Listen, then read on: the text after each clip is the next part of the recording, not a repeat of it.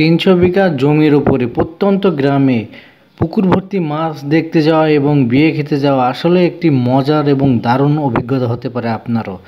গ্রামের সাধারণ যে পরিবেশে থাকে সেটা অনেকটাই শান্ত থাকে এবং প্রাকৃতিক। পুকুর ভর্তি মাছ দেখতে গেলে আপনি মাছের ধারণকৃত দৃশ্য এবং বিশাল সমুদ্রের মধ্যে ঘোরাঘুরি করতে পারবেন, যা গ্রামীণ জীবনের অংশ।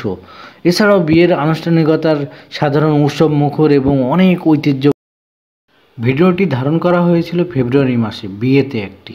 তো আমরা সকালের দিকে রওনা হয়ে যখন আমরা বিয়ে বাড়ি পৌঁছাই তখন সামান্য পরিসরে কিছু নাস্তা করি। নাস্তা করার পরে আমরা নামাজে যাই। নামাজ থেকে এসে দুপুরের খাওয়া দাওয়া করার পরে আমরা পুকুর পাড়ে চলে যাই, যেখানে দেখতে পাই আমরা অসংখ্য অসংখ্য পুকুর, যেখানে অকল্পনীয়, চোখ এড়িয়ে যাওয়ার মতো না। তো এখানে ২৫০ বিঘার উপরে পুকুর রয়েছে এবং খণ্ড খণ্ড আকারের। এখানে প্রচুর পরিমাণে মাছ রয়েছে এবং মাছকে এই যে দানা জাতীয় খাদ্য দেওয়া হচ্ছে, এখানে আমরা ভিডিওটি দেখাচ্ছি আপনাদেরকে।